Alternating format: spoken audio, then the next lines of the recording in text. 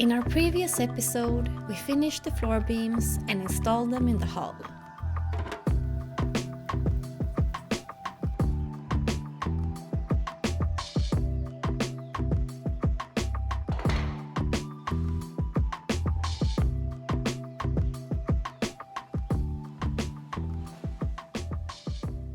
The week started with rain, and now there's more leaves on the ground than on the trees.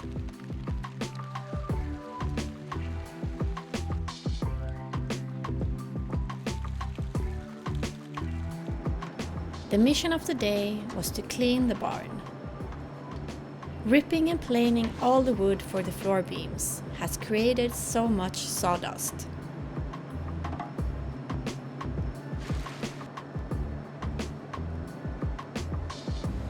We were organizing things and putting them back in storage.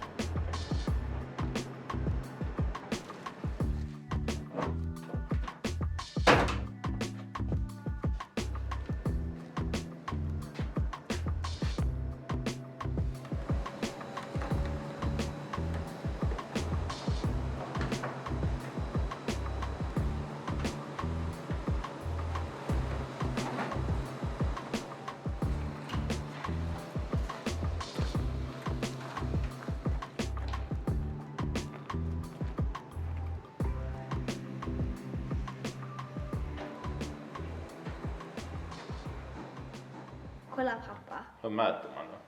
Så här. Nej. 9. Det är 9 till dem. Nu är det 6 millimeter lång. Du millimeter lång.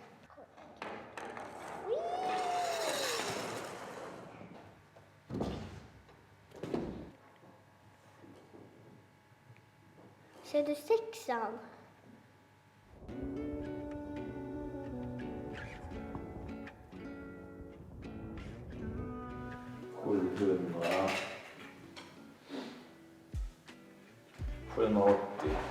Right.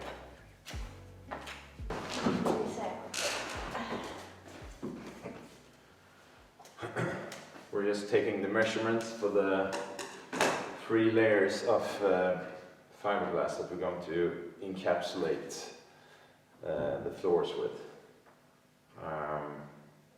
We're going to use the 600 gram cloth, which is the one that we use on the outside of the hull.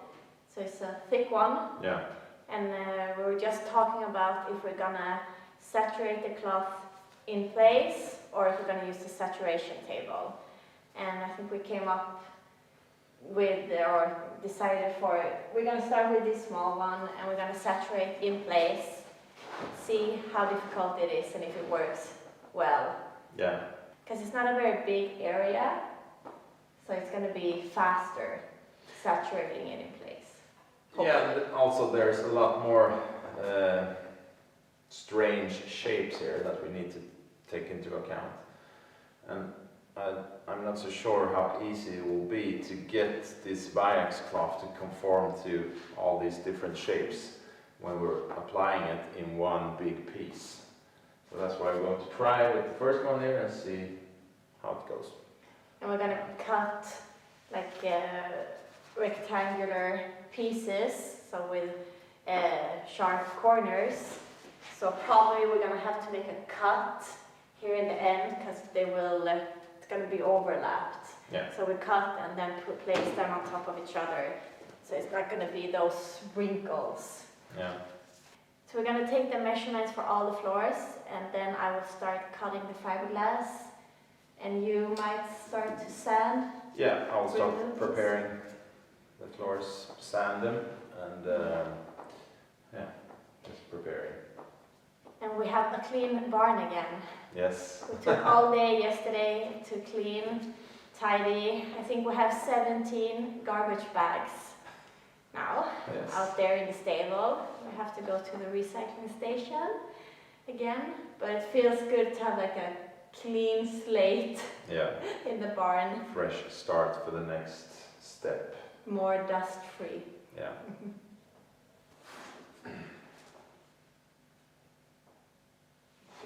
Ja, 10 utanför. Ja, 10.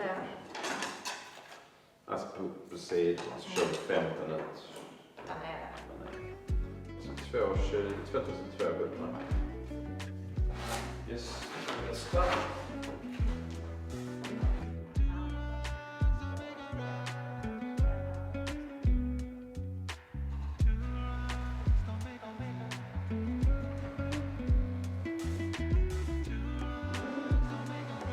Three layers per floor beam, which means 30 pieces in total.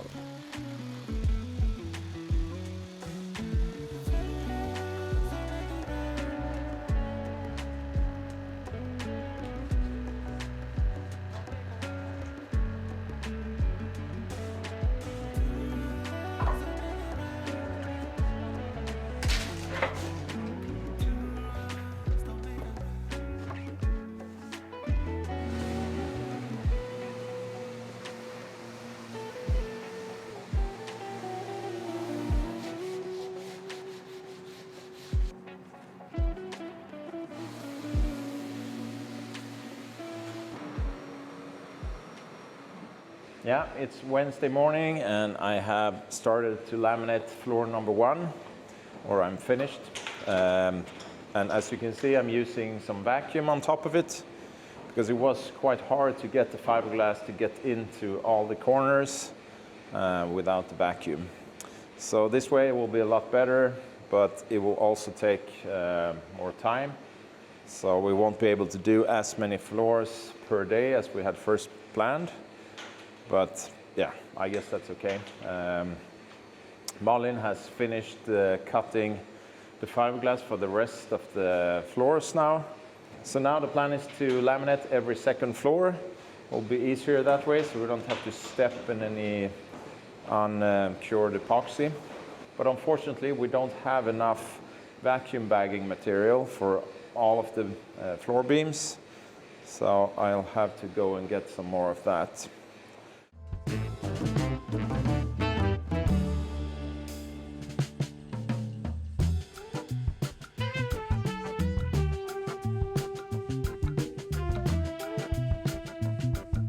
As you can see, it wasn't necessary to cut the corners and overlap them, which was a good thing.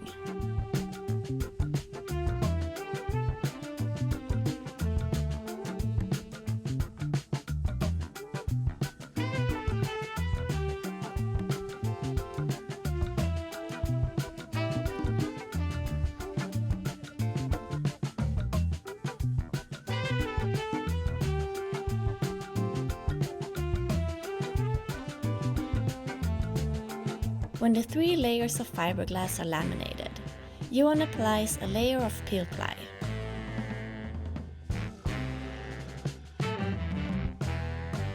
Then the vacuum material goes on. First a perforated release film, then a breather felt, and lastly the vacuum bag that gets sealed with butyl tape.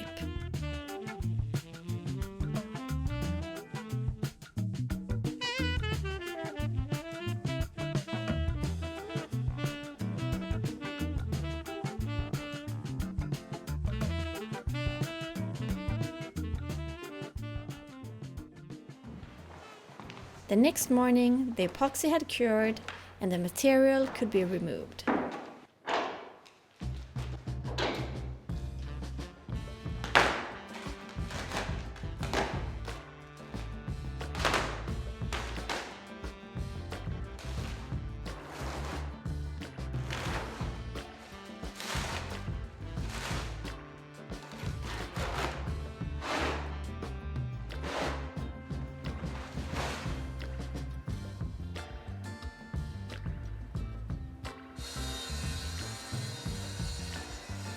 The old saturation table needed an upgrade, so we can use it for cutting out the bulkheads.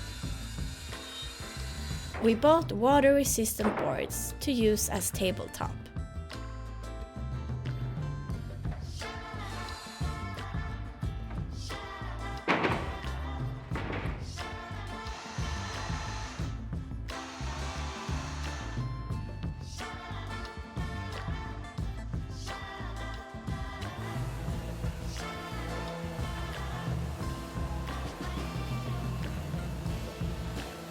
To prepare for the coming lamination, Johan added a coat of primer on the beams with peel ply.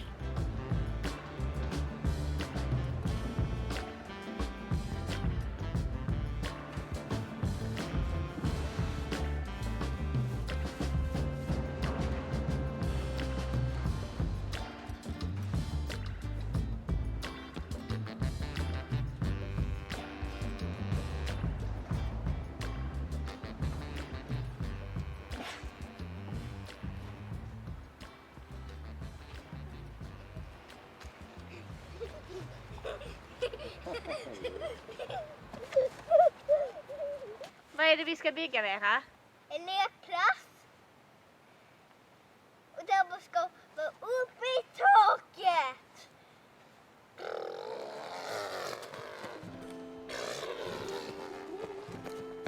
The long-awaited and planned playground is finally happening.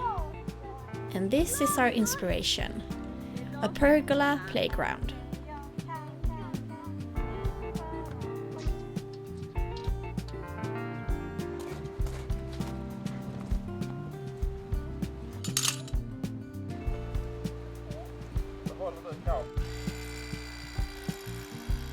We used ground screws instead of concrete foundation blocks, since it goes so much faster.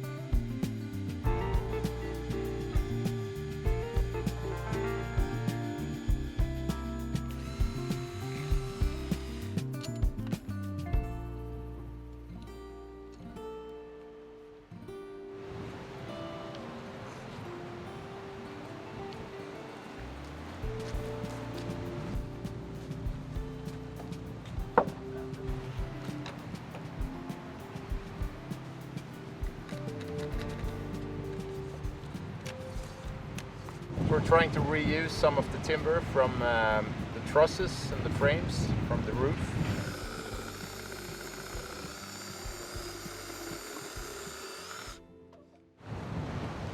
And I'm preparing for winter in the kitchen garden. Today I'm taking up the dahlias. Gonna keep them in winter storage. They've grown a lot during this summer, so that's a lot of fun. I'm gonna split them up next spring. We can plant more.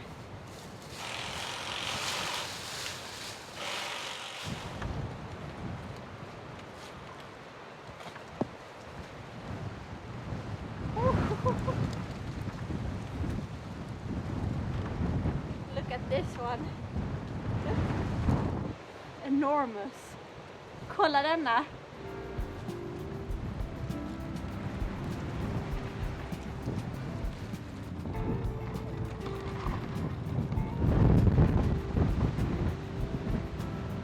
Flygdrake! Flygdrake! Flyg!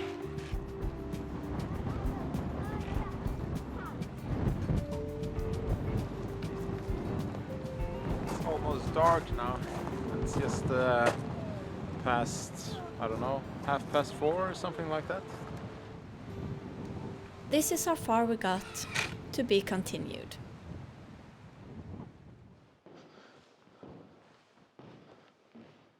So we have 2 floors laminated now, and I have primed 4 of them with a layer of epoxy and peel ply. And the plan was to just continue laminating the rest of the floors, but unfortunately we don't have enough vacuum bagging material. So I have ordered that, but that will take a while, so I just have to wait doing the rest of them, because it is more or less impossible to get the fiberglass to really conform to these shapes without having a vacuum bag over it to really press it down, and so we won't have any gaps and air bubbles beneath the fiberglass. So the first two, they went really well, but I learned a lot from them, so it will be easier to do the rest of them. So in the meantime, I'm thinking I will start working on the first couple of bulkheads up in the chain locker, preparing for that, and to cut the shape of the first bulkhead with the shaper CNC router, to see how well the true shape of the hull is compared to the 3D drawings. From what I can measure, it looks to be pretty close, within 1 or 2 millimeters. So hopefully that's true, and we can just use the files directly from the 3D drawing. And if not, I have to do some more scans with that 2D scanner and make the cuts from those scans instead. But before I can start installing the first bulkheads, I'm thinking now is maybe a good time to trim the shear line to get rid of all of that excess fiberglass that we have up there, because it's pretty sharp, and it will be easier once that is removed to get more accurate measurements from the shear line. So I just wanted to show you how much of a difference one coat of epoxy makes on the sapele wood. So here you can see how red it becomes with just one layer, and here you have the bare wood. So this is one thing that some people really like with sapele wood, that it brings out this deep red color from the timber. I think it's a bit too red and dark once you have a coat on it. I think it deviates too much from the true mahogany look. It gets too red. When it's bare like this, I think it's really nice, but this is one of the reasons that we don't want to have sapele in the interior of the boat. It gets too red for my taste. And also it's quite heavy, but it's also strong, so for us it's a much better use to have it down here for the floors than in the interior. But it's pretty amazing how much the color changes from just one layer of epoxy without any pigment in the epoxy.